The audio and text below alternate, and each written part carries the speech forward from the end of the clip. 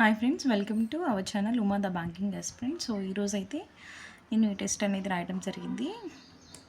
So నా score card అనేది చూద్దామని నేను ఓపెన్ చేశాను. సో ఎగ్జామ్ వచ్చేసరికి ఐబీపీఎస్ ఆర్ఆర్బీ పీఓ అండి.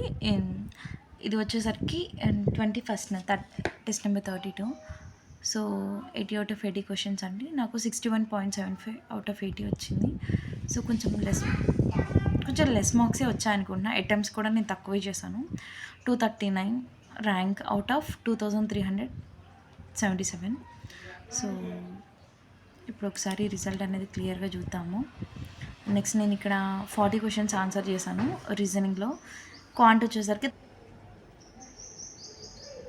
సో ఇక్కడ రీజనింగ్ వచ్చేసరికి 40కి 38 క్వశ్చన్స్ అనేది అటెంప్ట్ చేయడం జరిగింది. అండ్ క్వాంట్ 33కి 26 క్వశ్చన్స్. మామూలుగా 7 క్వశ్చన్స్ అటెంప్ట్ చేయలేదు. కరెక్ట్ అటెంప్ట్ చేసిన వాటిలో 7 క్వశ్చన్స్ స్ట్రాంగ్ అయింది. ఓవరాల్గా 2 సెక్షన్స్ మీద 9 క్వశ్చన్స్ అనేది సో 9 క్వశ్చన్స్కి 0.25 కింద 2.25 మార్క్స్ అనేది కట్ అవ్వడం జరిగింది. సో ఓవరాల్గా వచ్చేసరికి 61.75. So this is my score అండి. సో ఎవరైనా ఏదైనా సజెషన్స్ ఇవ్వాలి అనుకుంటే డెఫినెట్లీ ఇవ్వండి. కొంచెం నేను కూడా మంచిగా ఇంప్రూవ్ చేసుకుంటాను. సో మీకు రీజనింగ్ ఏదైనా సజెషన్స్ కావాలంటే అడగండి. నేను రీజనింగ్లో కొంచెం బాగా బెటర్గా ఉంటాను compared to quant. Okay, thank you. Next వచ్చేసరికి మనకి మెయిన్స్లో కరెంట్ అఫైర్స్ అనేది ఏ ఎగ్జామ్ అయినా కంపల్సరీగా ఉంటుంది. సో ఎలా ప్రిపేర్ అవుతున్నారు ఏంటి అనేది కూడా తెలియజేయండి. అండ్ నెక్స్ట్ నేను ఎలా ప్రిపేర్ అవుతున్నాను ఏంటి అనేది కూడా ఒక డీటెయిల్ వీడియోలో కంపల్సరీగా చెప్తాను. చాలామంది కామెంట్స్ చేస్తున్నారు, శ్రీధర్ సిసి లాగిన్ మాకు అలా ఇవ్వడం కుదరదు. ఒకవేళ అలా ఇచ్చినట్లయితే సో పనిష్మెంట్స్ అనేది ఉంటుంది. కంప్లీట్గా అకౌంట్ అనేది డిలీట్ చేయడం జరుగుతుంది.